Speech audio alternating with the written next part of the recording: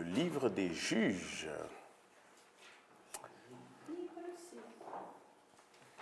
On va juger du monde aujourd'hui.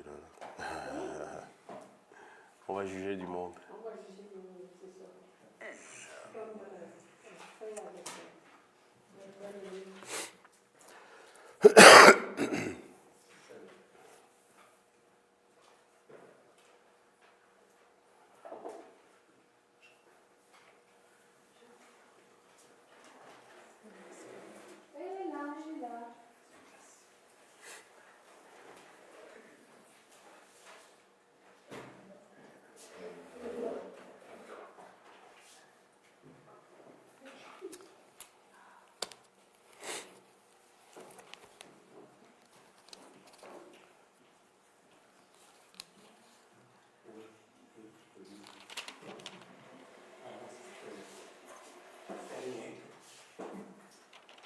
Bon. Oh ben, il y a du monde qui sont. Bienvenue. Bienvenue vous tous. Bienvenue à tous ceux qui nous rejoignent par les internets. Nous les saluons. Bon, on va commencer. Au nom du Père et du Fils et du Saint-Esprit, nous invoquons l'Esprit Saint qui descende sur nous, qu'il nous apporte la lumière, qu'il ouvre pour nous les portes de l'espérance, les portes de la parole de Dieu, qu'il nous accorde l'intelligence et la sagesse. Notre Père qui es aux cieux, que ton nom soit sanctifié, que ton règne vienne, que ta volonté soit faite sur la terre comme au ciel. Donne-nous aujourd'hui notre pain de ce jour. Pardonne-nous nos offenses, comme nous pardonnons aussi à ceux qui nous ont offensés. Et ne nous laisse pas entrer en tentation, mais délivre-nous du mal. Saint Joseph, priez pour nous. Saint Antoine, Saint Thomas d'Aquin, priez pour nous. Au nom du Père et du Fils et du Saint-Esprit. Amen.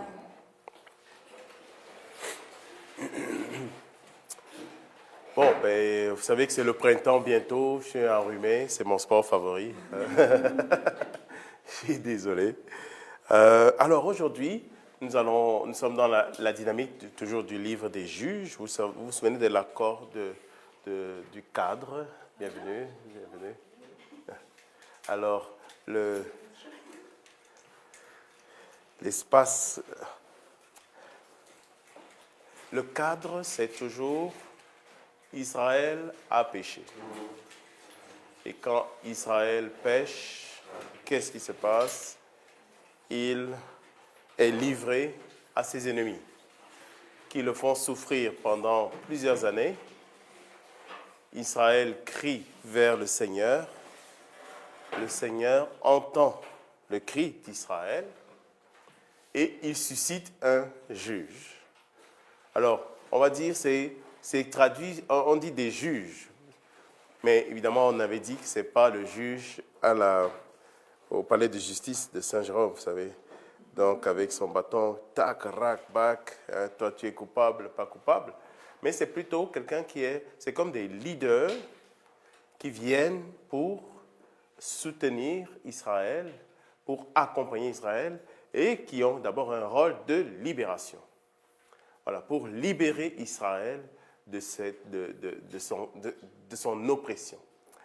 Alors, évidemment, ils sont déjà une certaine anticipation du Christ qui est le libérateur. Alors, c'est le sauveur. Alors, ils ont ce rôle de sauver. Alors, ils sont en général pris du peuple, tout simplement. C'est des gens qui sont simples, mais que Dieu choisit pour une grande mission de libération. Donc, dans ce cadre, le cadre est toujours le même. Eh bien, il y a des individualités qui vont apparaître. Il y en a plusieurs. Hein. Donc, les premiers que nous avons vus, nous sommes dans un cadre où c'est des hommes et des femmes fortes. Donc, il y a une femme dedans, c'est Déborah. Donc, Déborah, elle est juge, mais c'est bien dit, le mais, c'est une femme. Donc, elle n'ira pas au combat alors qu'elle pourrait, mais elle va chercher Barak, qui est le général, pour le combat. Et d'ailleurs, c'est quelqu'un qui apporte, aussi général qu'il est, il porte une certaine faiblesse parce qu'il dit non, non, j'irai au combat, mais si tu m'accompagnes. Et il ne va pas au combat tout seul. Mais il va au combat avec elle et il lui dit ben, toi, tu n'auras pas la gloire de tuer l'ennemi, alors que lui, il va poursuivre cette gloire jusqu'au bout. Eh bien, malheureusement pour lui, c'est Yaël, dans un acte qui est plutôt dramatique, qui va tuer le général, là, et puis Israël sera sauvé. Donc, on a vu de ces premiers juges, nous sommes dans un contexte où c'est des grandes personnalités, c'est des gens forts, c'est des gens intègres, c'est des gens de grande stature. Othniel, on dit peu de choses de lui. Éhoud, on dit qu'il était gaucher et que c'était un homme plutôt habile. Et puis, il y a eu Shamgar, puis Déborah et Barak. Puis, nous allons arriver maintenant dans un que j'aime beaucoup, parce qu'il nous ressemble à bien des égards, c'est Gédéon. Donc, à partir du chapitre 6, on voit donc Gédéon. On va faire une lecture cursive, puis on va essayer à chaque fois de voir comment Dieu conduit cet homme et qu'il y a quelque chose qui nous ressemble là-dedans aussi. Donc, le cadre du chapitre 6 commence par les oppressions, toujours. Israël est opprimé par les Madianites. Les Israélites firent ce qui est mal aux yeux de Yahvé. Yahvé les livra pendant 7 ans aux mains de Madian, et la main de Madian se fit lourde sur Israël. C'est pour échapper à Madian que les Israélites utilisèrent les crevasses des montagnes, les cavernes et les refuges. Donc on est en pleine oppression, donc il faut trouver des stratégies de survie. Alors les cavernes, les crevasses de montagnes deviennent des lieux de refuge. Chaque fois qu'Israël avait semé, alors Madian montait, ainsi qu'Amalek et les fils de l'Orient. Ils montaient contre Israël et campaient sur sa terre. Ils dévastaient les produits du sol jusqu'aux abords de Gaza. Ils ne laissaient à Israël aucun moyen de subsistance, ni une tête de petit bétail, ni un bœuf, ni un âne, car ils arrivaient, eux, leurs troupeaux et leurs tentes, aussi nombreux que les sauterelles. Eux et leurs chameaux étaient innombrables, et ils envahissaient le pays pour le ravager. Ainsi, Madian réduisit Israël à une grande misère, et les Israélites crièrent vers Yahvé. Donc, vous voyez, Israël est réduit, donc il est apparu quelque chose qui va souvent être important dans les étapes de restauration d'Israël. Israël se retrouve aussi dans la misère, donc il y a une misère économique. Ce n'est pas qu'un problème d'organisation, ce n'est pas qu'un problème spirituel, c'est aussi un problème matériel certain. C'est-à-dire qu'il y a des milliers de gens qui sont réduits à la misère. Donc, Israël se trouve donc réduit à la grande misère. Alors, apparaît un prophète qui va rappeler à Israël qu'il a péché. Lorsque les Israélites eurent crié vers Yahvé à cause de Madian, Yahvé envoya aux Israélites un prophète qui leur dit « Ainsi parle Yahvé, Dieu d'Israël.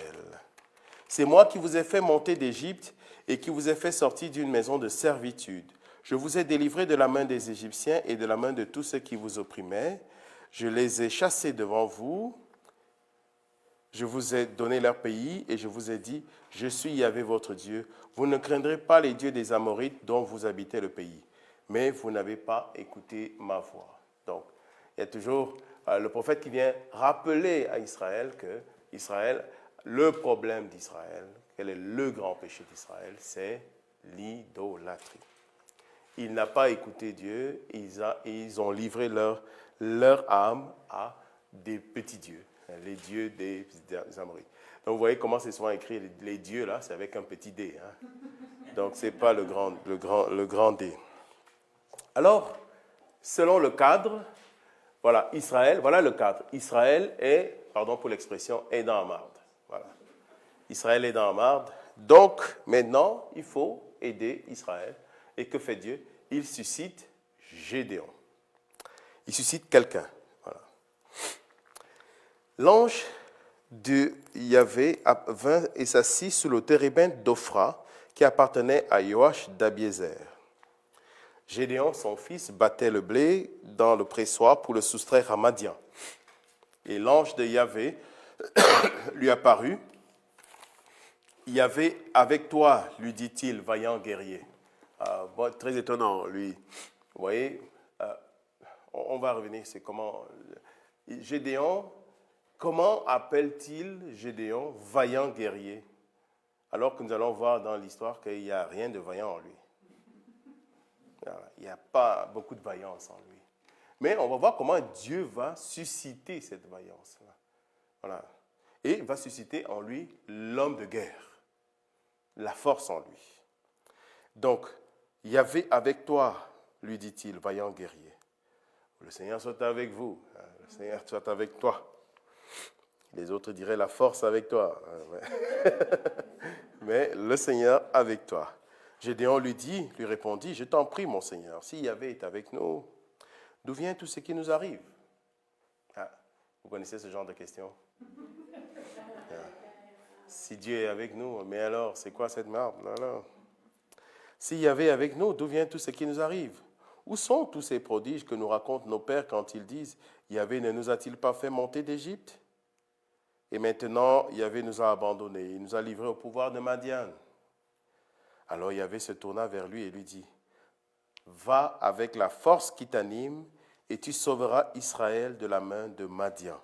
N'est-ce pas moi qui t'envoie? Ça, c'est une parole à retenir.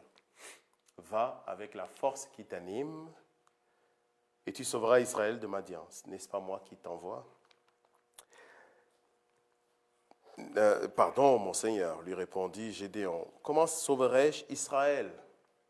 Alors commence le cycle de résistance de Gédéon.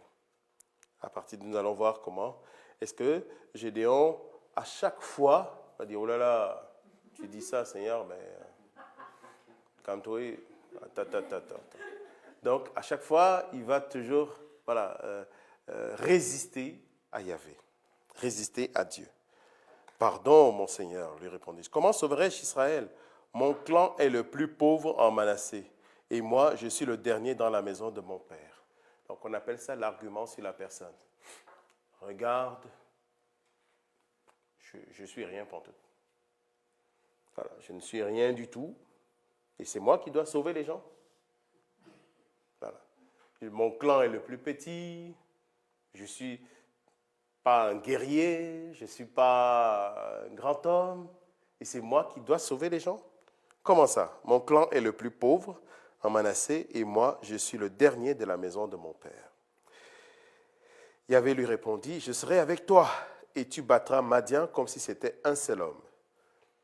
Donc, un autre élément à souligner qui reviendra toujours, c'est « je suis avec toi ». C'est la garantie que Dieu lui donne. Je suis avec toi. C'est la seule garantie.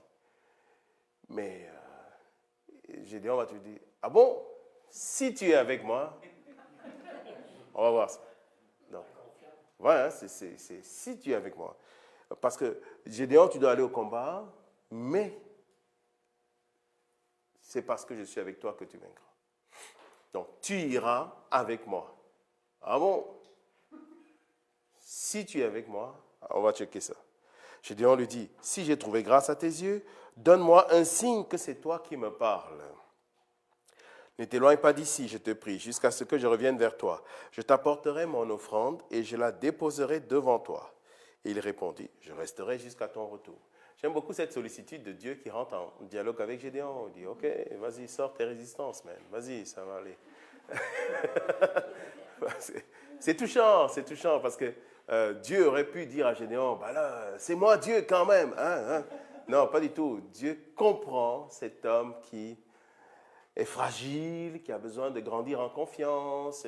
Il faut savoir qu'il est en détresse. Il est en détresse. Son clan est en détresse. Les gens sont en détresse. Donc, du coup, il a besoin d'être comme rassuré. Et Dieu est proche. Dieu le comprend. Alors, j'aime beaucoup ces petits détails. Si j'ai trouvé grâce, bonne question. C'est une question que je nous pose et sur laquelle je réfléchis toujours. Est-ce que, voilà, il dit, si j'ai trouvé grâce à tes yeux, donne-moi un signe que c'est toi. Voilà. Pouvons-nous poser ce genre de questions à Dieu? Hein? Voilà. Ou tout simplement, oui, est-ce que Dieu semble dire, en tout cas la réponse est, ok, good, je serai là. Dieu répondra toujours à cette demande de signe de Gédéon. Alors, jusqu'à ce que Gédéon rentre de plus en plus dans la foi. Alors, évidemment, Gédéon n'a pas la foi de la Vierge Marie. Hein. Non, c'est la foi totale en disant, qu'il me soit fait selon ta parole, c'est merveilleux.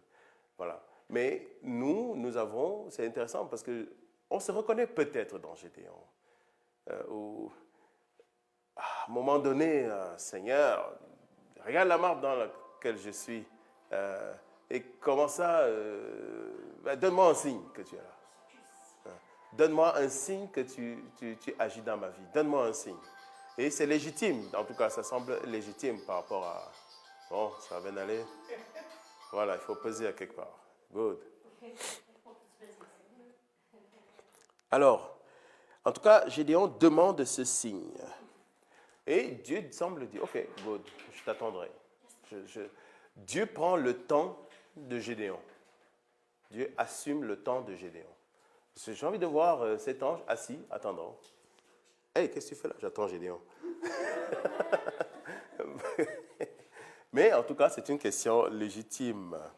Alors, visiblement, oui, il semble légitime, face à cette situation de détresse, de dire à Dieu, Seigneur, donne-moi un signe. Donne-moi un signe. Il y a beaucoup d'exemples de ça, beaucoup d'exemples. Gédéon s'en alla, il prépara un chevreau et avec une mesure de farine, il fit des pains sans levain. Il mit la viande dans une corbeille et le jus dans un pot, puis il apporta le tout sous le térébinthe. Donc ça a pris du temps quand même. C'était toute la préparation de tout ça. Donc tout n'était pas au congélateur prêt là. Donc, comme il s'approchait, l'ange de Yahvé lui dit, prends la viande et les pains sans levain, pose-les sur ce rocher et répands le jus. Et Gédéon fit ainsi. Alors l'ange de Yahvé étendit l'extrémité du bâton qu'il tenait à la main, et il toucha la viande et les pains sans levain. Le feu jaillit du roc, il dévora la viande et les pains sans levain, et l'ange de Yahvé disparut à ses yeux. Alors cela fait penser un peu plus tard au prophète Élie. Vous vous souvenez du sacrifice d'Élie? Voilà, on répand. Élie, c'était des tas d'eau, et puis Dieu répond par le feu. Donc, l'ange de Yahvé touche l'offrande, et alors il disparaît. Alors Gédéon vit que c'était l'ange de Yahvé, et il dit, hélas, mon Seigneur Yahvé, c'est donc que j'ai vu l'ange de Yahvé face à face. Yahvé lui répondit, que la paix soit avec toi, ne crains rien, tu ne mourras pas. Gédéon éleva en cet endroit un autel à Yahvé, et il le nomma Yahvé Paix. Cet autel est encore aujourd'hui à Ophra d'Abiézer. Alors, donc, on va dire que c'est comme l'appel de Gédéon. C'est comme l'appel de Gédéon. Et Gédéon est juste en mode survie, quelque part. Alors, de cette première rencontre, plusieurs éléments apparaissent déjà de la personnalité de Gédéon. Celui-là que Dieu choisit pour aller sauver son peuple. Que pensez-vous d'une ou deux choses qui apparaissent de Gédéon? C'est un homme qui a peur, oui, il est craintif. La peur, le doute, la peur, le doute vont être constants dans sa vie. Il aura terriblement besoin de... Vous voyez, c'est sa tranche de Déborah, par exemple. Sa tranche de Déborah qui est avant, avec Barak. Déborah, c'est vraiment la femme confiante qui va au combat et dit, non, non, non, Dieu est avec nous, allons-y. Il n'y a pas de souci. Gédéon dit, Dieu est avec nous.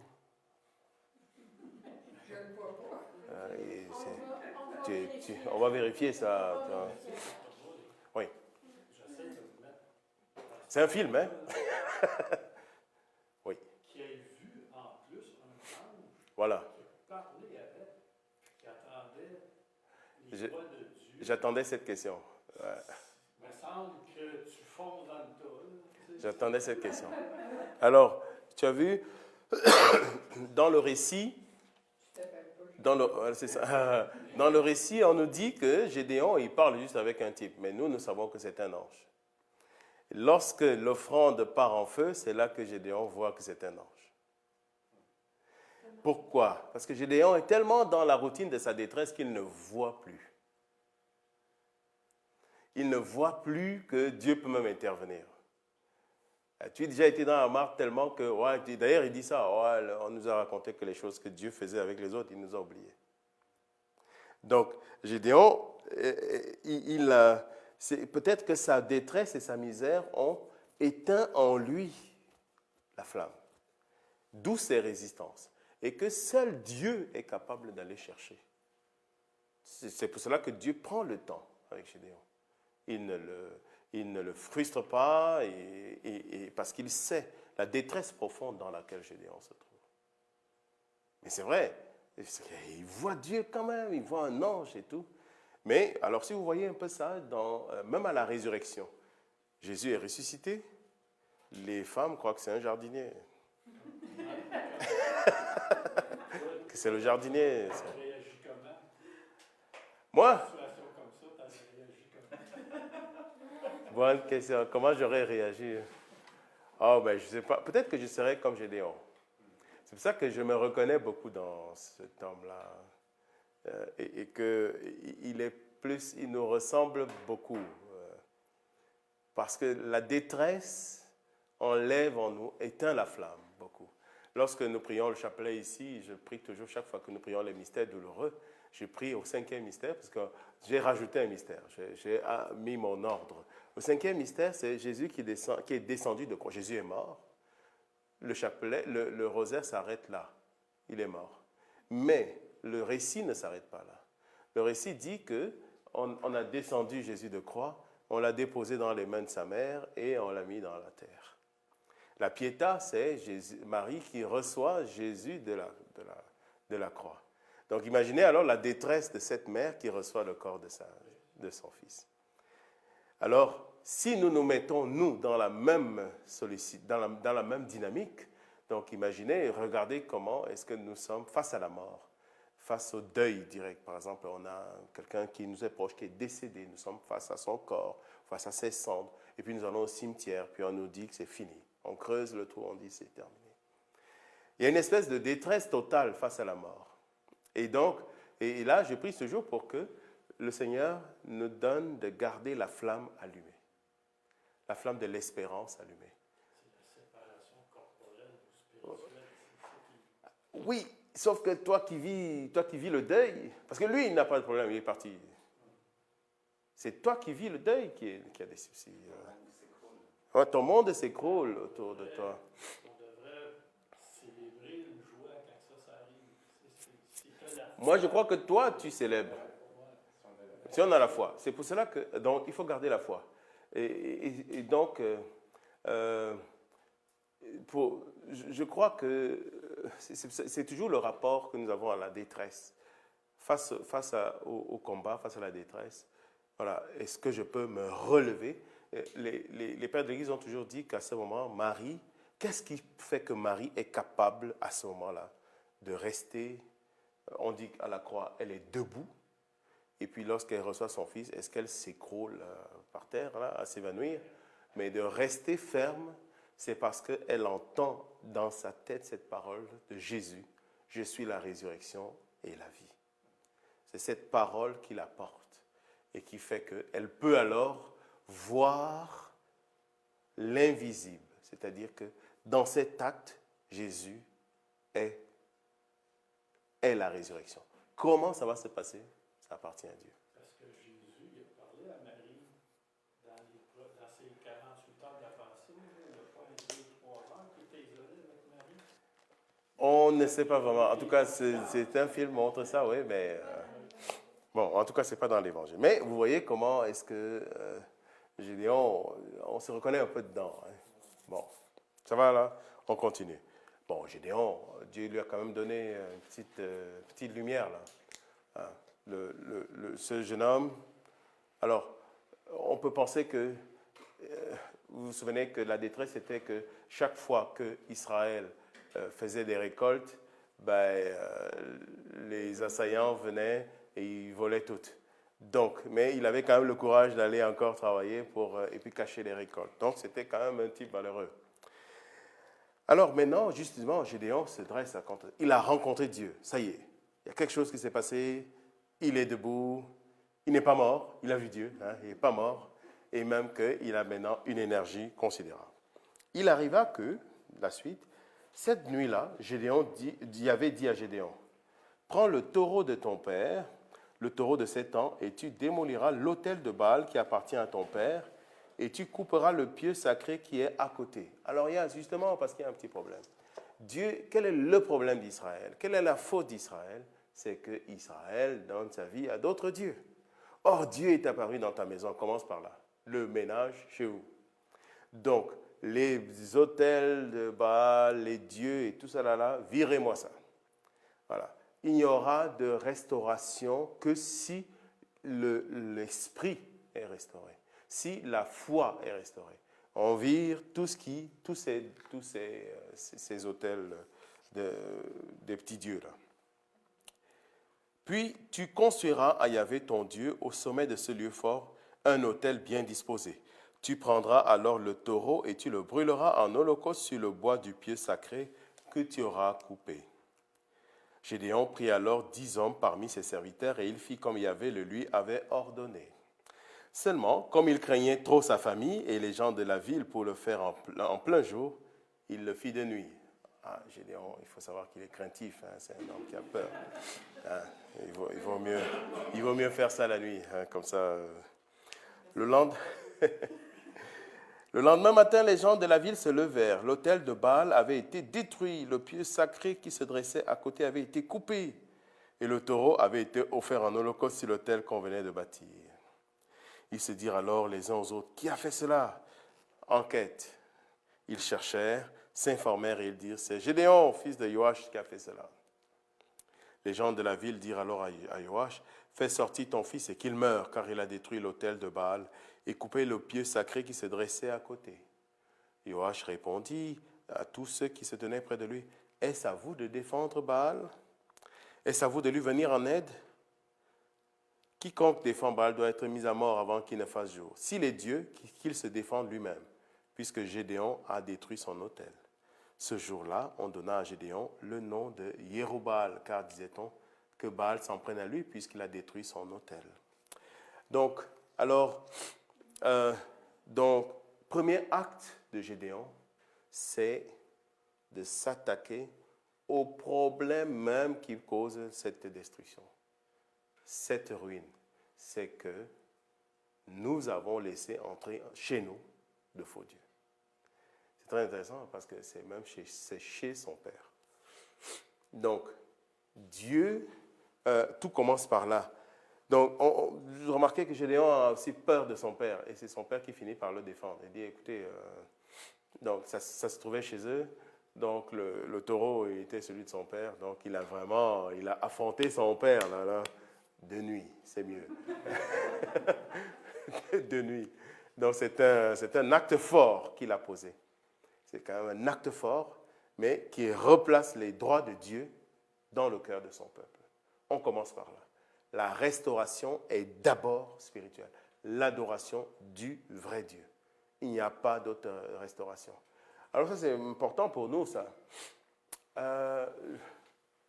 Je dis toujours, puis c'est vrai d'ailleurs, il n'y a pas de restauration. On pense tous à l'église, on pense comment est-ce que ça doit être, comment ça devrait, les organisations qu'on doit organiser, les réunions qu'on doit faire, et puis comment on doit faire telle chose. Mais est-ce que Dieu a la première place dans cette affaire? Est-ce que Dieu a la première place dans cette affaire? Ça reste entre nous, hein? Non, mais on est enregistré. Ouais, les caméras. Ça me fatigue toujours dans ces réunions où on va dans les réunions du diocèse ou dans les réunions interdiocésaines. On fait tout sauf la prière.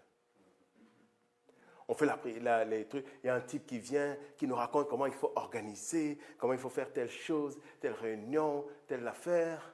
On n'a même pas eu le temps de faire une messe. Ben, j'avoue que c'est comme même moi. Tu sais, j'étais à la cathédrale, je fais mes démarches pour devenir me faire baptiser. Mais tu sais, rendu en plein milieu de la messe, on est descendu en bas avec nos parrains, mais il n'y a pas eu d'Eucharistie, il n'y a pas rien eu non plus. Bon, ça c'est liturgique. C'est parce que on attend votre baptême pour vous faire. C'était pour vous donner faim. Ben, je parle plus pour nos accompagnateurs. Ah ouais, pour les accompagnateurs, c'était bizarre. Bon, c'est carême. Mais, mais c'est ça. Il faut d'abord restaurer les droits de Dieu. Il faut que Dieu soit à la première place dans toutes nos affaires. Voilà. Va avec la force qui t'anime. Et ça commence où?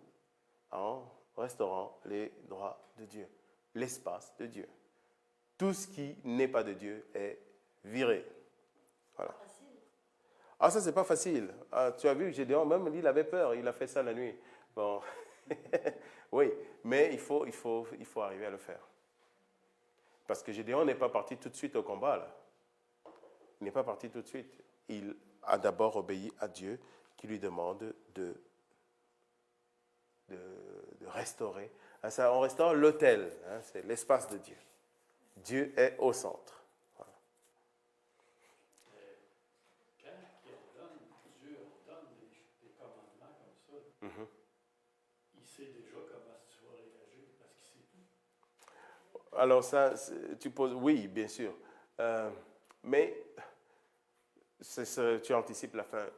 Vous remarquez que Dieu n'a pas dit, Dieu ne s'est pas dit, bah Gédéon, c'est vraiment trop lent, là, Gédéon.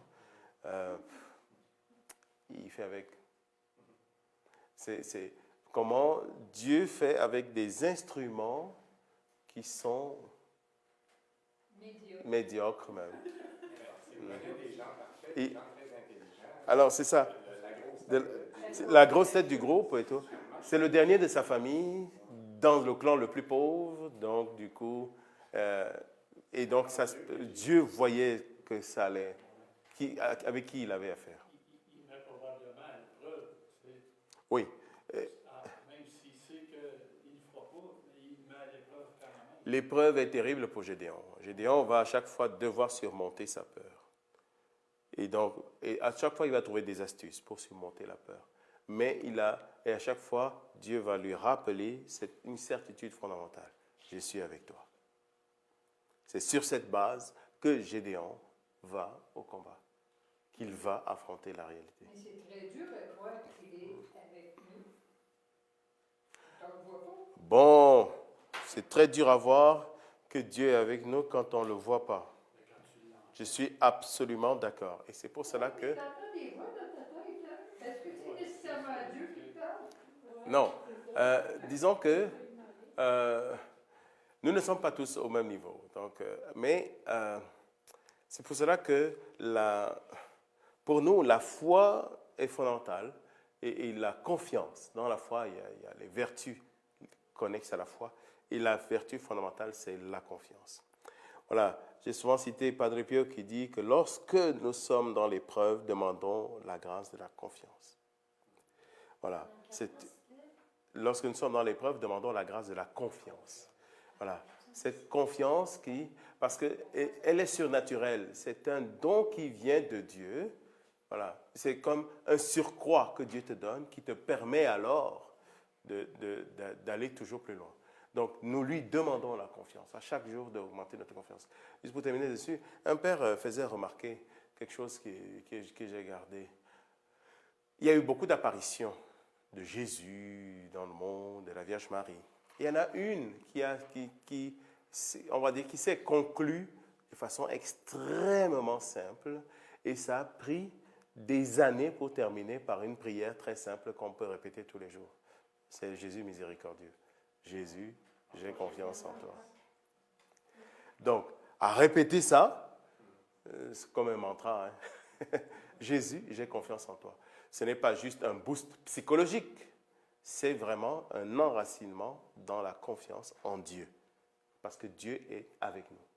Donc, je ne le vois pas, mais j'ai la certitude de sa présence. Je n'en ai pas l'évidence, mais j'en ai la certitude. Mais c'est justement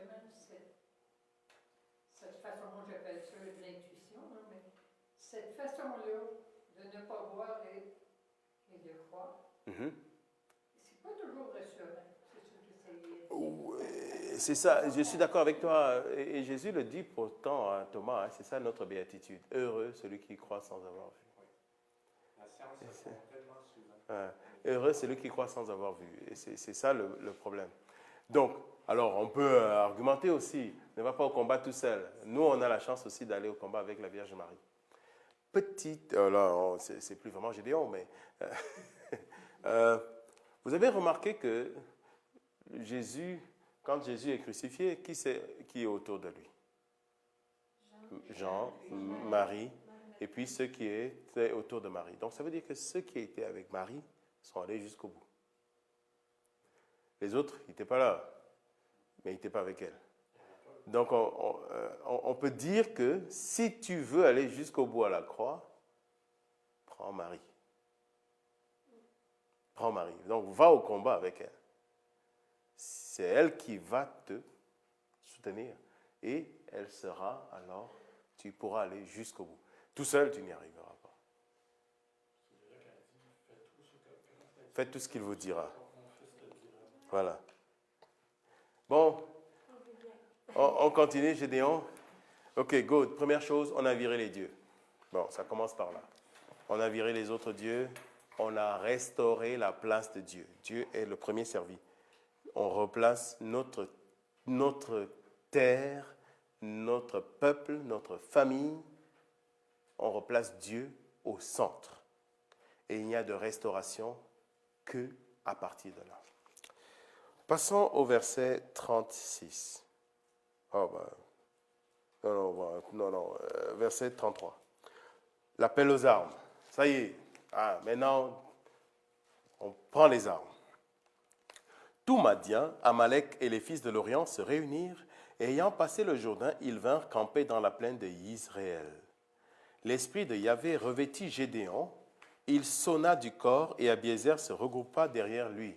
Donc maintenant, Gédéon devient un chef de guerre. Il faut réunir le monde, quoi. Donc, il sonne du corps. Je ne sais pas comment ça fait, mais... mais en tout cas, ça rassemble du monde. Il envoya des messagers dans tout Manassé, qui se regroupa aussi derrière lui. Et il envoya des messagers dans Asher, dans Zabulon et dans Nephtali, et ils montèrent à sa rencontre. Ça y est, je crois que ça a dû se savoir, que Gédéon avait détruit l'autel là-bas, s'est levé un type, voilà, et qui a replacé Dieu au centre. Et donc, ce fameux corps, c'est comme si c'est un appel à tous les autres. Venez, allons nous battre. Bon, Dieu est avec nous. Je ne sais pas comment il l'a dit, mais la certitude, c'est que Dieu est avec nous. Mais les petits démons de Gédéon reprennent vite leur... Voilà. Gédéon, j'aime beaucoup l'épreuve de la toison parce que c'est un peu notre... Gédéon dit à Dieu, bon, ça y est, les gens se sont rassemblés, on est prêt à aller se battre. On va voir un peu plus loin qu'il y avait 30 000 hommes quand même. Allez, ouais, on va au combat. Ouais, mais Gédéon dit, hein, on est rendu là. Peut-être qu'à chaque fois, il regardait en arrière et comme si quelqu'un poussait, vas-y, vas-y. Et lui dit, ah ouais. Gédéon dit à Dieu, si vraiment tu veux délivrer Israël par ma main, comme tu l'as dit, voici que j'étends sur l'air une toison de laine. S'il y a de la rosée seulement sur la toison et que tout le sol reste sec, alors je saurai que tu délivreras Israël par ma main, comme tu l'as dit. Et il en fut ainsi. Gédéon se leva le lendemain de bon matin, il pressa la toison, et de la toison, il exprima la rosée, une pleine coupe d'eau. Gédéon dit encore à Dieu, ne t'irrite pas contre moi si je parle encore une fois. Permets que je fasse une dernière fois l'épreuve de la toison. Qu'il n'y ait de sec que la seule toison et qu'il y ait de la rosée sur tout le sol. Et Dieu fit ainsi en cette nuit-là. La toison seule resta sèche et il y eut de la rosée sur tout le sol. Donc, vous voyez, et là, j'aime beaucoup cette épreuve de la toison. C'est comme si, est-ce que c'est un jeu? Est-ce que c'est un jeu? Comme si, parce que Gédéon demande encore un signe. Encore un signe. Il en a déjà eu, mais il demande encore un signe.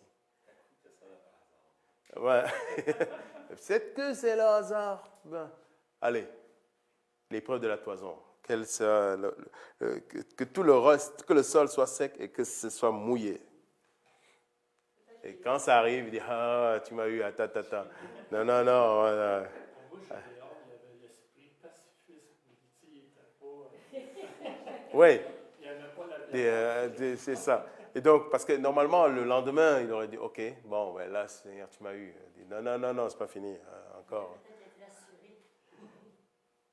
Et Dieu ne fait que le rassurer. Ce qui est intéressant, c'est que Dieu est patient avec lui. Et donc, c'est très bien. Vous voyez, il n'y a pas un moment où Dieu dit, Gédéon, arrête. Arrête, j'ai déjà tout donné, là, j'ai déjà tout dit. Mais non. Non, au contraire. Eh bien, Dieu prend patience. Dieu prend le rythme de Gédéon. Dieu prend le temps de Gédéon. Alors, pour nous, c'est vraiment... C'est comme si Gédéon, voilà, bien sûr, il y a l'épreuve de la confiance en Dieu. Gédéon doit grandir en confiance en Dieu. Il doit travailler en lui la confiance en Dieu. Et Dieu prend le temps de travailler cette confiance. Alors, je crois que c'est important pour nous. C'est justement dans le combat spirituel. C'est important pour nous de travailler cette confiance et de dire à Dieu. L'épreuve de la toison, c'est peut-être le moment où, dans nos vies, nous avons besoin de dire à Dieu, Seigneur, donne-moi un signe. C'est légitime. Alors, je prends un exemple. C'est un évêque qui m'avait aidé à comprendre ça. Vous savez, ce moment où les disciples sont dans la barque et puis il y a la tempête et Jésus dort. Vous avez fait cette expérience? Vous avez l'impression, Jésus est là, mais il dort. Il dort. Voilà. Et eux, ils se battent contre la tempête, et ça n'avance pas. Jusqu'à ce qu'ils aillent brasser Jésus. On va mourir et toi tu dors. Jésus se lève, il calme la tempête. Et que dit Jésus à ce moment-là? Il dit, comment ça se fait que vous n'ayez pas cru? Voilà. Jésus ne blâme pas qu'on l'ait réveillé. Parce qu'il aurait pu dire quoi, on ne peut plus dormir ici. Ouais. Jésus ne blâme pas les disciples parce qu'il a été réveillé. Il blâme le manque de foi. Ce qui veut donc dire que, visiblement, nous avons le droit de réveiller Jésus. Nous avons le droit de brasser Dieu. Les psaumes sont remplis de ces prières où on brasse Dieu. Comment ça? Jusqu'à quand, Seigneur, me laisseras-tu? Jusqu'à quand vas-tu me laisser dans... Il n'y a pas ça dans la marbre. Mais... ouais.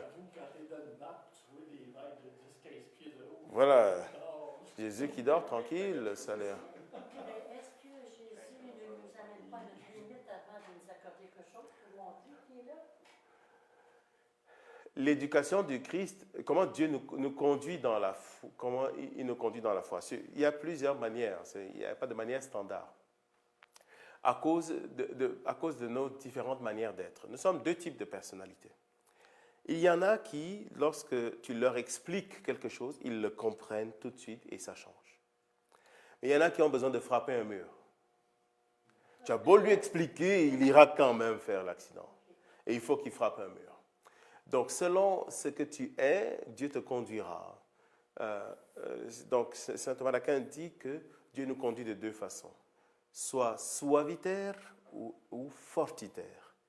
Suavitaire, avec douceur, selon que tu as besoin de douceur, ou fortitaire, selon qu'il faut frapper fort pour que tu comprennes. Mais ce n'est pas standard que Dieu nous... Il faut que tu sois dans la marde pour que Dieu vienne te sortir de là. Mais en réalité, souvent, on est dans le jus jusqu'au cou. Mais on n'appelle pas Dieu. Parce qu'on essaye encore de s'en sortir tout seul. Ouais. On essaye encore de s'en sortir tout seul. Parce qu'ils ont ramé. C'est lorsqu'ils n'en pouvaient plus qu'ils sont allés réveiller Jésus. Donc, c'est aussi vrai qu'il y a ces fameuses lois spirituelles. Fais tout comme si Dieu n'existait pas. C'est-à-dire que tout ce que tu dois faire, tu dois le faire. Mais prie comme si tout dépendait de Dieu. Donc, tu dois toujours prier comme si tout dépend de Dieu et te battre. Mais tu dois pas. Mais c'est mal dit de faire comme si Dieu n'existait pas. Au contraire, tu dois tout faire, tout agir, tout faire avec Dieu, avec la certitude qu'il est avec toi. C'est ça. Donc, l'épreuve de la toison, j'aime beaucoup ça. Alors, je ne sais pas si c'est à répéter chez vous, mais on va trouver des couvercles dehors. Alors, Gédéon a sonné du corps, il a rassemblé des gens, mais il a dit, attends, Seigneur, avant de continuer, un petit test de foi, un petit test de confiance. Gédéon, Dieu lui redit en fait que je suis avec toi. Mais maintenant, attention, il y a une règle maintenant, c'est Dieu qui va fixer les règles. Et nous allons voir comment Gédéon va aller au combat et comment Dieu va le dépouiller. C'est bien d'avoir mis Dieu à l'épreuve, mais maintenant laisse Dieu agir. Laisse Dieu agir. Jéroboam, c'est-à-dire Gédéon, se leva de grand matin, ainsi que tout le peuple, nous sommes au chapitre 7, ainsi que tout le peuple qui était avec lui, et il vint camper en En-Harod. Le camp de Madian se trouvait au nord du sien, au pied de la colline de Morée dans la vallée. Alors Yahvé dit à Gédéon, le peuple qui est avec toi est trop nombreux pour que je livre Madian entre ses mains. Israël pourrait en tirer gloire à mes dépens et dire, c'est ma propre main qui m'a délivré. Voyez? Donc ça, c'est intéressant ça. Donc, Gédéon a fait tout ce qu'un chef de guerre doit faire. Qu'est-ce qu'il faut faire? Il faut que tu aies des hommes pour ça. Si tu veux aller au combat, il faut que tu aies des hommes. Il a rassemblé les gens. Dieu dit, vous êtes trop nombreux. Mais comment ça? Normalement, il faut plus de gens pour aller à la guerre. Dieu dit, non, c'est parce que vous pouvez en tirer gloire. Parce que finalement, vous allez dire, ben, on s'est sauvé tout seul. Hein? Vous vous souvenez de l'histoire du type qui avait le pied, le poignet. Ouais. Alors, ceux qui n'étaient pas là, c'est un type qui avait bu là et tout, et puis qui passe par le chemin de fer là, il se poigne le pied dans les rails. Et là, le train s'en vient. Et il fait sa prière. Seigneur, sauve-moi. Oh, ben là, le train s'approche. Seigneur, fais vite. Oh, ben c'est promis, Seigneur, c'est promis. J'arrête de fumer. Il jette. Seigneur, et puis il entend. Seigneur, sauve-moi. Et là, il prend. Non, Seigneur, c'est bon, j'arrête. Je ne vais plus tromper ma femme. Le train de plus en plus proche. Seigneur, fais vite. C'est promis. Ok, je ne bois plus. Ça, il termine par je ne bois plus. Et puis là, le train est de plus en plus proche. Puis à un moment donné, quand le train est prêt de le frapper, il saute et tout. Bon. Hein, tu vois, je m'en suis sorti tout seul. Hein? Ouais, c'est ça. Hein. Donc, tu pourrais en tirer gloire. Hein? Israël pourrait en tirer gloire à mes dépens et dire, c'est ma propre main qui m'a délivré. Il y a ça beaucoup chez les gens. En général, nous sommes en train de dire qu'il faut justement aller au combat avec Dieu. Dieu n'arrête pas de dire, je suis avec vous. Et donc, nous invoquons Dieu. Mais il y a toujours tendance à dire, écoute, sauve-toi toi-même. Sauve-toi toi-même. Vous savez que c'est qui on dit, sauve-toi, aide-toi et le ciel t'aidera. Mais en fait, le test est toujours, en fait, sauve-toi, laisse le ciel tranquille. Voilà. Sauve-toi toi-même. Est-ce que l'homme se sauve tout seul? Voilà. Ou alors, c'est vraiment Dieu qui est à l'œuvre dans notre vie. Bon, en tout cas, et maintenant proclame donc ceci aux oreilles du peuple, que celui qui a peur et qui tremble s'en retourne et qu'il observe du mont Gelboé. 22 000 hommes parmi le peuple s'en retournèrent et il en resta 10 000. Bon, c'était un test tout simple. Qui a peur, là? Allez, ah ouais. Non, je pensais aux gens qui seraient là en train de shaker de même, là. Il dit, parce que Gédéon nous a appelés pour le combat, mais je ne voulais pas être là, pantoute. Non. 22 000 hommes, c'est beaucoup, là. Il y a 10 000 personnes qui restent. Donc, il y avait quoi? 32 000 hommes? 32 000 hommes qui voilà, 2 tiers s'en vont. Il aurait dû avoir de la poussière. 2 tiers s'en vont. Juste parce qu'ils ont peur. Voilà. Alors, c'est intéressant. Peut-être que Gédéon, ils sont en fait comme Gédéon.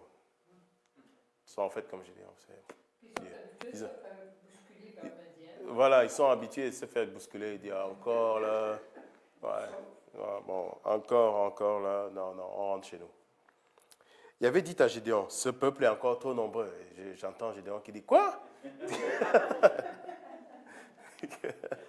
Donc, ce peuple est encore trop nombreux. Fais-les descendre au bord de l'eau, et là, pour toi, je les éprouverai.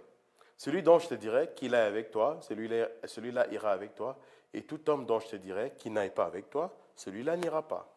Gédéon fit alors descendre le peuple au bord de l'eau, et Yahvé lui dit, tous ceux qui laperont l'eau avec la langue, comme lappe le chien, tu les mettras d'un côté, et tous ceux qui s'agenouilleront pour boire, tu les mettras de l'autre. Le nombre de ceux qui lapèrent l'eau avec leurs mains à leur bouche fut de 300. Tout le reste du peuple s'était agenouillé pour boire. Ouais, tout un test, ça là. Tout un test. Alors il avait dit à Gédéon, c'est avec les 300 hommes qui ont lapé l'eau que je vous sauverai et que je livrerai Madian entre tes mains. Que tout le peuple s'en retourne chez soi. Il prit les provisions du peuple et leur corps, puis Gédéon renvoya tous les Israélites, chacun sous sa tente, ne gardant que les 300. Le camp de Madian se trouvait au-dessous du sien dans la vallée. Alors, vous voyez comment Dieu a dépouillé. Ok, tu iras au combat, mais avec ma force à moi, pas avec ta force à toi. Donc, c'est ça, c'est très intéressant ça. Ce que nous sommes est le pur fruit de la miséricorde de Dieu. Voilà. Il nous donne, c'est lui qui nous appelle et c'est lui qui nous rend forts, c'est lui qui nous rend aptes pour le combat. Ce n'est pas nous. Voilà. C'est Dieu qui est à l'œuvre lui-même. Alors, ils sont passés de 32 000 à 300. C'était voilà, il a taillé solide. C'était une sélection solide. Voilà, combien? 100 fois moins, hein? 100 fois moins de gens. Voilà. Donc, Dieu ne prend que de tous ces mondes-là 300 pour aller au combat. Donc, ce qui veut donc vraiment dire que le combat, ce sera lui qui va mener ce combat. Et non pas les hommes, et non pas la force d'Israël. Mais ça inquiète Gédéon. Encore. Ah, mais là. Donc, et là, Gédéon, parce qu'ils sont prêts là pour aller au combat. Que fait Gédéon? Il commence à checker. Il dit quoi? On n'est que 300. Alors, Gédéon aura besoin encore d'être rassuré. Et là, il y aura le présage de la victoire.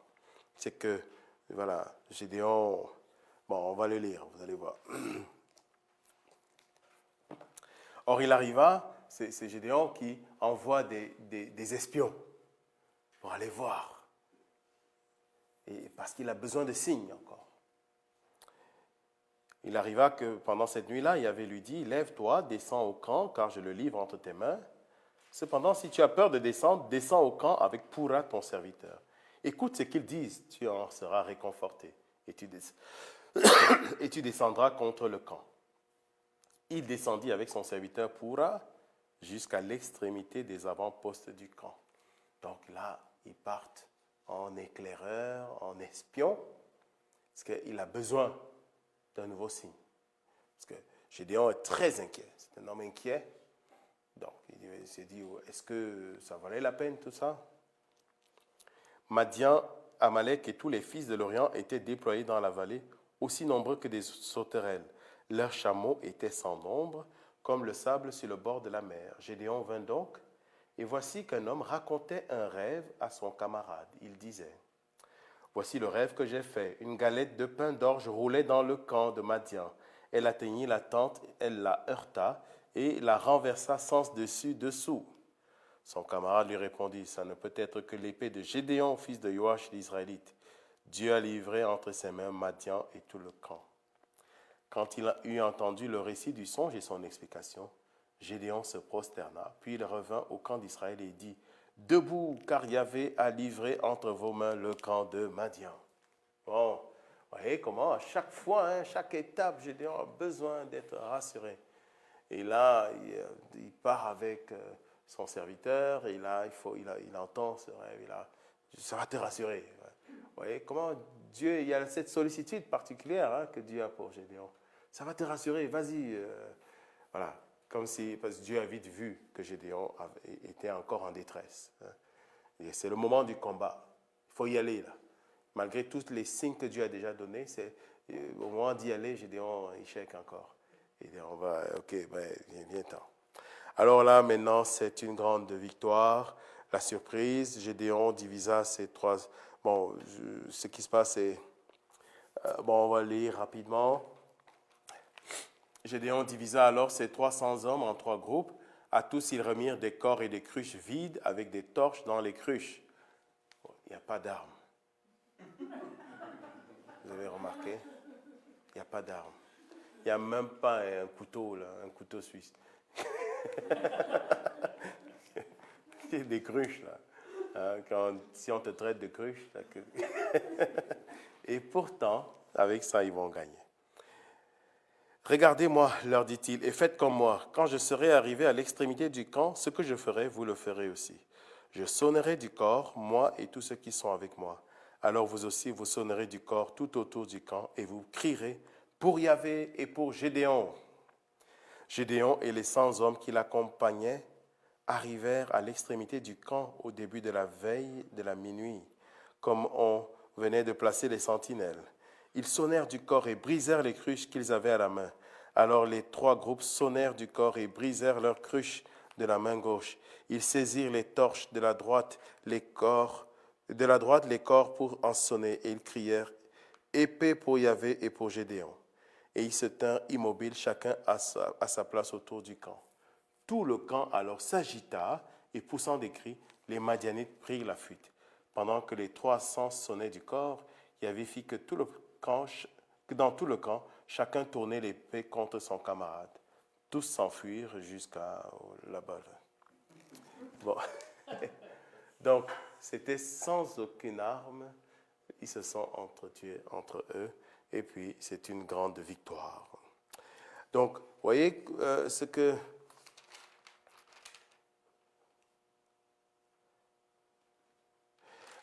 Alors, jusque-là, nous avons vu chez Gédéon, donc, cet homme qui a besoin d'être rassuré jusqu'à cette grande victoire. Voilà. Mais cette grande victoire se fait sur les règles de Dieu. Donc, vous avez remarqué que c'est Dieu lui-même qui combat le bon combat pour Gédéon. Dieu a conduit Gédéon et c'est lui qui a la grande victoire.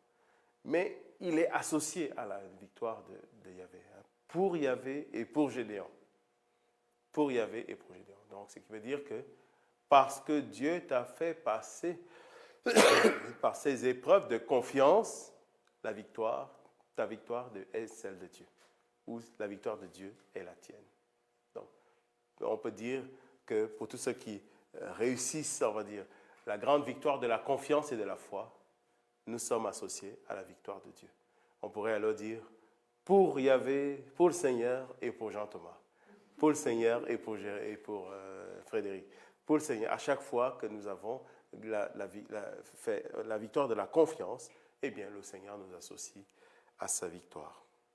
Donc, tout un personnage. Ceci dit, nous avons encore un petit moment. Nous allons voir que Gédéon, malheureusement, vont vite apparaître aussi ses petits côtés. Et là, nous rentrons dans un petit mouvement.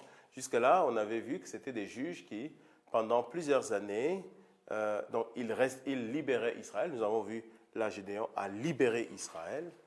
Puis commence une période de paix où il juge le peuple et jusqu'à ce qu'il meure, puis après recommence un autre cycle. Mais Gédéon, ça va être plutôt assez étonnant. Si vous reprenez par exemple dans le chapitre 8, dans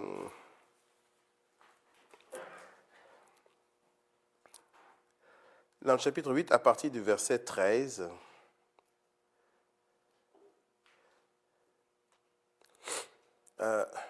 on parle d'une situation où Gédéon va se venger de ses ennemis. Tous ceux qui ne l'ont pas suivi, il les passe au fil de l'épée. Donc, c'est du verset 13 jusqu'au verset 21. Donc, Gédéon va se venger d'eux. Donc, vous voyez comment est-ce que, au lieu normalement de rassembler les autres juges, qu'est-ce qu'il faisait? Il rassemblait Israël pour que Israël vive en paix. Gédéon, lui, se venge de ses ennemis. Et il les passe au fil de l'épée. Normalement, alors c'est très bizarre. Enfin, il tourne son épée, l'épée qu'il n'a pas utilisée contre les ennemis, il va l'utiliser contre les siens. Ceux qui ne l'ont pas suivi. Vous voyez comment est-ce qu'il a... Là, c'était un bon gars, ça ne l'est plus. C'est ça. Ouais. Il a obtenu une grande victoire, mais son épée n'était pas assez sanguinolente. Et là, il est pris d'une espèce d'hubris où, vous voyez comment il y a cette personnalité que Dieu a pourtant soutenue, accompagnée et tout. Subitement, il est pris d'une soif de vengeance. Il y a quelque chose qui ne marche plus. Là. Vous voyez comment est-ce que, comme je dis souvent, hein, c'est difficile de rester au top. Hein? C'est difficile de rester au top. C'est exactement l'inverse de Joseph, vendu par ses frères, par exemple. Quand Joseph retrouve ses frères, il aurait pu les massacrer. Il dit, vous m'avez vendu comme esclave, attendez, vous allez voir ça. Eh bien non, Joseph va pardonner à ses frères et il va leur faire profiter de sa situation. Gédéon, qui justement aurait dû permettre à tous ces gens-là de vivre dans la paix, ben, il va les passer au fil de l'épée. Il va les massacrer. Alors, la fin de sa vie, eh bien, il va... Ben, ce sera un homme qui, malgré tout, il y aura un autre petit détail, c'est qu'à la fin de sa vie, on va lire, vous allez voir. À partir du verset 22, la fin de la vie de Gédéon, le chapitre 8, verset 22, les gens d'Israël dirent à Gédéon, règne sur nous, toi, ton fils et ton petit-fils, puisque tu nous as sauvés de la main de Madian. Mais Gédéon répondit, ce n'est pas moi qui régnerai sur vous, ni mon fils non plus, car c'est Yahvé qui régnera sur vous. Laissez-moi, ajouta Gédéon, vous faire une requête, que chacun de vous me donne un anneau de son butin. Les vaincus avaient en effet des anneaux d'or, car c'étaient des Ismaélites. Nous les donnerons volontiers, répondirent-ils. Il étendit donc son manteau et ils y jetèrent chacun un anneau de son butin. Le poids des anneaux d'or qu'il avait demandé s'éleva à 1700 cycles d'or, sans compter les croissants, les pendants d'oreilles et les vêtements de pourpre que portaient les rois de Madian, sans compter non plus les colliers qui étaient au cou de leurs chameaux. Gédéon en fit un éphod, et c'est là le problème. Gédéon en fit un éphod qu'il plaça dans sa ville à Ophra. Tout Israël s'y prostitua après lui, et ce fut un piège pour Gédéon et sa maison. Un éphod. C'est une espèce de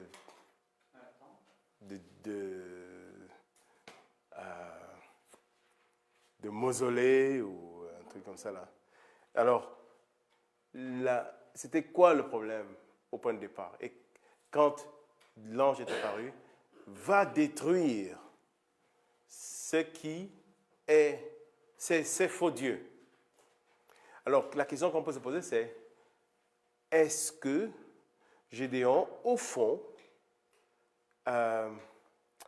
son cœur avait-il suivi réellement cette conversion? Y avait-il vraiment une conversion totale de son cœur à Dieu? Ou alors, parce que le contact avec les dieux étrangers a fait que,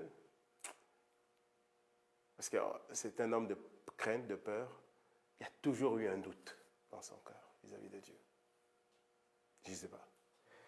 Mais en tout cas, il va poser un acte qui fait que c'est comme rétablir une idole. Rétablir une idole. Or, c'était ça le problème d'Israël, qui a amené toute la guerre. Ainsi, alors, tout Israël s'y prostitua après lui, et ce fut un piège pour Gédéon et sa maison. Ainsi, Madian fut abaissé devant les Israélites, il ne releva plus la tête, et le pays fut en repos pendant 40 ans, aussi longtemps que vécut Gédéon. Jéroboam, fils de Joas, s'en alla et demeura dans sa maison. Gédéon eut 70 fils issus de lui, car il avait beaucoup de femmes. Sa concubine qui résidait à Sichem lui enfanta elle aussi un fils auquel donna le nom d'Abimelech. Gédéon, fils de Joas, mourut après une heureuse vieillesse et on l'ensevelit dans le tombeau de Joach, son père, à Ophra d'Abiézer. Alors, c'est ça le grand enjeu. Après, Abimelech va rentrer dans une grande... Abimelech, on a fait mention de lui, qui est le fils de Gédéon, va tuer ses frères pour avoir le pouvoir, et puis ça va terminer dans le sang. Hein. Donc, toutes ces situations. Vous voyez comment est-ce que on rentre là de plus en plus. C'est difficile pour Gédéon de rester au sommet. Et pourtant, Dieu lui a accordé tellement de marques de sa présence pour fortifier sa confiance. Ça marchait quand il fallait aller au combat. Mais une fois établi, eh bien, il va va se laisser aller et puis poser cet acte bizarre qui fait penser à un petit acte qui est le problème lorsque le peuple sort d'Égypte. Il va faire le veau d'or. C'est exactement ça. C'est comment ils vont faire le veau d'or. Et qui c'est qui va faire le veau d'or? Parce qu'il était forgeron, c'est Aaron. Aaron, qui est le frère de Moïse, c'est lui qui va sculpter le veau d'or. Donc, et pareillement, Gédéon ils vont prendre cet or, tout ce qu'ils ont pris des butins. C'est ça le problème, c'est toujours la même chose. Hein. C'est le piège de l'or, le piège du pouvoir, le piège de l'argent. Et puis, en fait, on tombe dans une nouvelle idolâtrie. Au fond, c'est l'idolâtrie de l'argent, l'idolâtrie du pouvoir. Pourtant, il dit non, c'est pas moi votre roi. Mais donnez-moi quand même des trucs. Hein. Donc, voilà. Mais c'est ça, je comprends pas, moi. Gédéon bâtit l'éphod. Oui. Et Israël s'y prostitue. Et malgré ça, il y a 40 ans de... C'est ça, malgré ça. Dieu, lui, est fidèle. Oui. Dieu est fidèle à son peuple. Et Dieu s'est engagé vis-à-vis de Gédéon. Et je crois que tant que Gédéon est là, eh bien, l'alliance de Dieu avec Gédéon, l'engagement de Dieu avec Gédéon marche. Mais très vite, dès que Gédéon meurt, on voit comment, très rapidement, on replonge. Oui. Est-ce que Gédéon, c'était le chef d'une tribu d'Israël, puis les 11 autres, on n'a entendu parler? Non, Gédéon il est d'ailleurs, d'un petit clan de la tribu de Manassé. Donc, mais quand il va sonner du corps, il va rassembler les autres tribus. Voilà. Il va rassembler les autres tribus pour aller au combat. Et donc, il assume le lead, en fait, de cette grande armée où on va juste dire, ceux qui ont peur, rentrez chez vous. Voilà.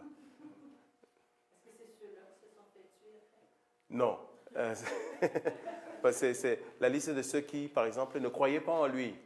Parce qu'évidemment, quand apparaît un leader comme celui-là, tu as toujours des gens qui disent, oh, toi, mais non, on le connaît, c'est le type, c'est le dernier fils de l'autre là, de Joach, mais non, donc, quand il revient, il vous massacre.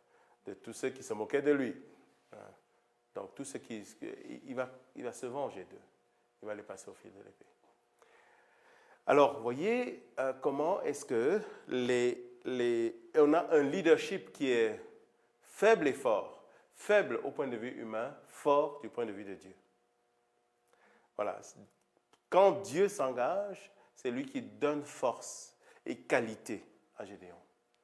Mais Gédéon est vraiment un homme petit et faible, mais on peut le comprendre. Ils sont dans une telle situation de détresse que la vie est tant difficile pour eux, pour lui.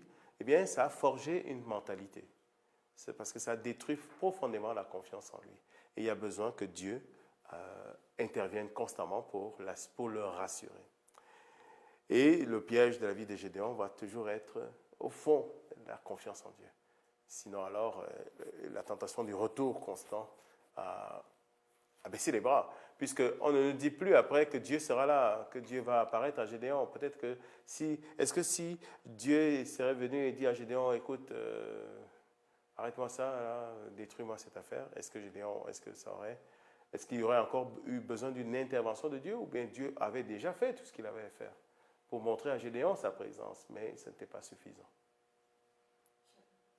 Je pense que oui, Dieu avait montré tout ce qu'il fallait, mais le pouvoir, le peuple autour qui le tenait, ça c'est un piège, le peuple aussi qui le glorifie. Oui. Après, pour revenir au normal. Exactement. Puis de rester dedans, tout remettre à Dieu. Oui, effectivement. C'est difficile. D'où, parce que la gloire, c'est un piège toujours. C'est un piège. C'est un piège. Donc, et du coup, on finit par assumer une sorte de leadership en fait qui est juste faux. Ce n'est plus Dieu qui est à l'œuvre, c'est toi. C'est ça qu'il faut éviter. Puis tu n'entends plus Dieu. C'est très dur. Et tu n'entends plus Dieu, évidemment. Dieu est vraiment plus là. Exactement. Je pense qu'il regarde. Il a donné tout, je pense qu'il regarde. Oui. Notre agissement. Mais je ne sais pas. Oui, c'est vrai. Dieu, Mais Qu'est-ce que je vis? moi, je ne pense pas que Dieu arrête. C'est juste que nous autres, on arrête. je crois que chez Gédéon, il y a eu un arrêt. Ouais. Puis David, Dieu n'arrête pas. de l'intercéder. C'est clair. Exactement. Donc, voyez comment est-ce qu'on a une petite détérioration de personnalité dans le leadership.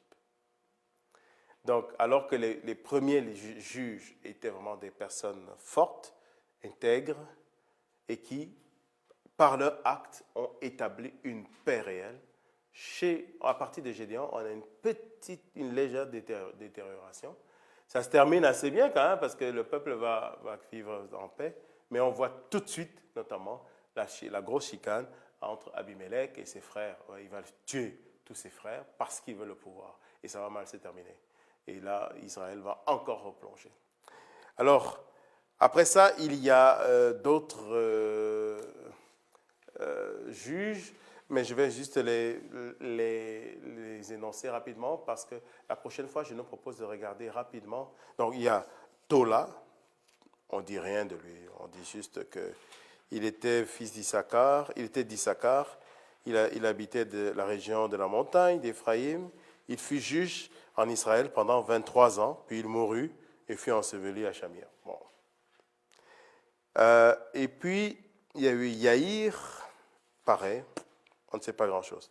Mais par contre, Jephthé. Je dirais un petit mot sur Jephthé la prochaine fois. Allez lire à partir du chapitre 10, chapitre 10, 11, mais on ne va pas vraiment beaucoup élaborer sur Jephthé, même si je vais faire un résumé, parce que j'aimerais surtout qu'on parle de Samson. Donc, on va parler de Samson au chapitre 13. Mais Jephthé sera intéressant. Nous allons voir comment est-ce qu'on va descendre encore plus bas. Les personnalités deviennent complexes et difficiles. Alors, rapidement, sur Jephthé. Jephthé,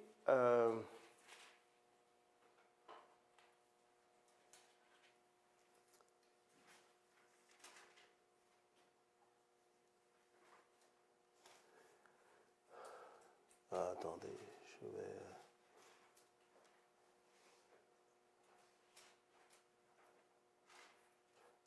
Alors, Jephthé est fils de... C'est un bâtard, en fait. Donc, c'est un bâtard qui a été rejeté de ses... Donc, pour vivre, qu'est-ce qu'il a fait? Il a formé un gang de rue, quoi. Il a formé un gang de rue, et puis, il s'est forgé une personnalité de combattant là-dedans. Puisqu'on est dans Marthe, il faut chercher un combattant.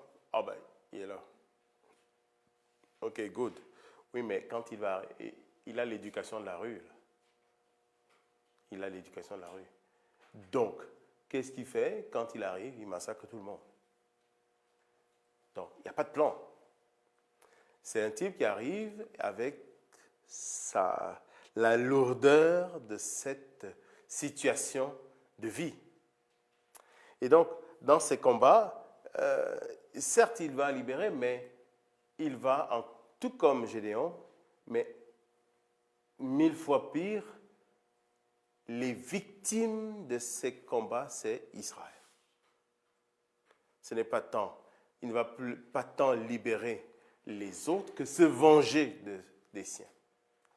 Parce qu'une fois au leader, qu'est-ce qu'il va faire? Il va d'abord se venger.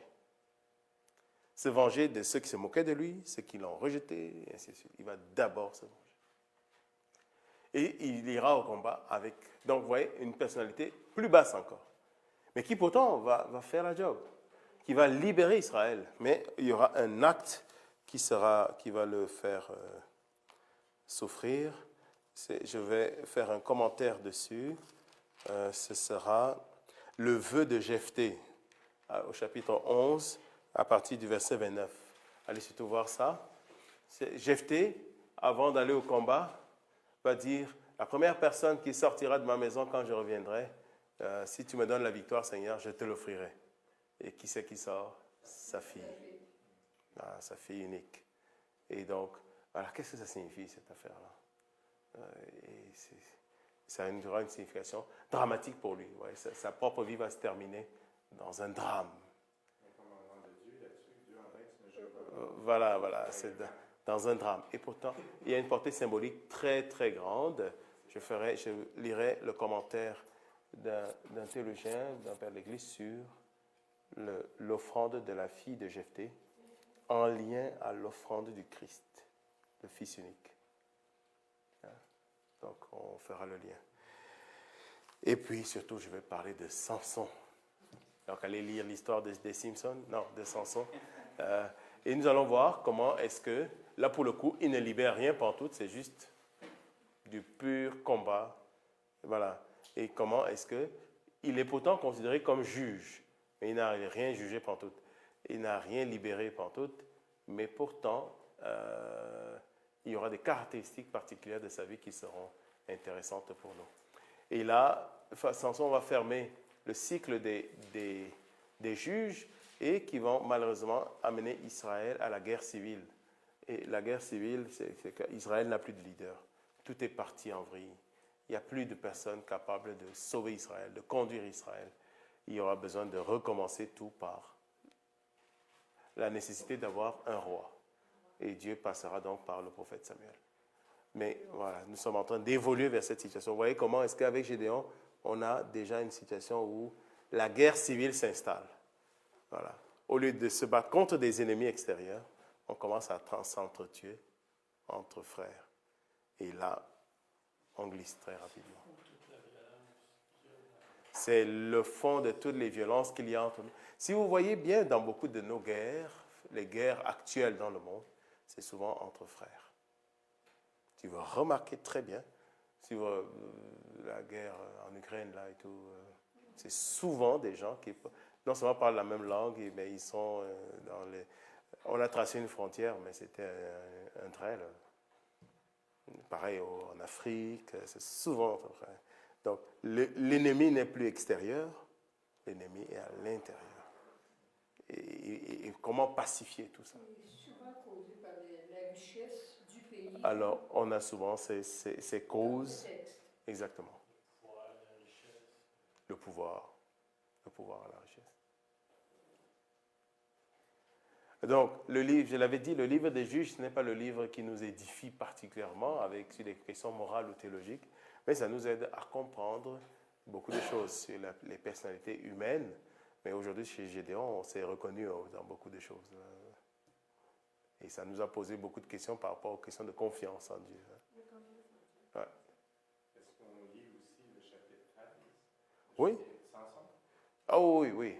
Jephthé, je vais faire juste un petit... Mais je veux surtout qu'on regarde Samson. Il y a des films là-dessus, hein, Samson et Dalila. Voilà. Merci beaucoup.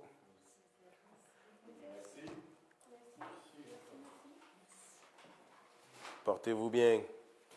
C'est pour ça qu'il reste un petit peu. Ça entretue tout le temps. Il s'entretue tout le temps. Bon. S'il n'y avait pas eu toutes ces guerres-là, on serait le paquet de monde, ça. C'est vrai, pareil. Sais-tu qu'il y a des chefs de gouvernement qui donnent ça comme raison à leur Pour faire les guerres. Tout le monde. Oh non. Donc, si on en tue quelqu'un, c'est pas grave. On fait de la place. Ça va faire de la place. C'est grave, là. Alors, merci Seigneur de nous avoir permis de découvrir ta parole. Alors, comme Gédéon, beaucoup de force nous anime, mais nous avons des grandes peurs. Nous te les confions.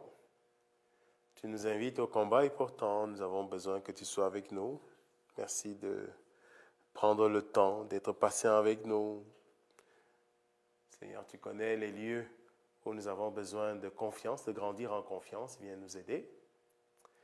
Viens nous aider viens nous restaurer dans ces lieux où, pour toutes sortes de raisons, à cause de la détresse de nos vies, nous avons perdu confiance. Nous implorons ta miséricorde. Je vous salue Marie, pleine de grâce. Le Seigneur est avec vous. Vous êtes bénie entre toutes les femmes, et Jésus, le fruit de vos entrailles, est béni. Sainte Marie, Mère de Dieu, priez pour nous, pauvres pécheurs, maintenant et à l'heure de notre mort. Amen. Le Seigneur soit avec vous, et que Dieu Tout-Puissant vous bénisse, le Père, le Fils et le Saint-Esprit. Amen. Bonne soirée. Bon matin.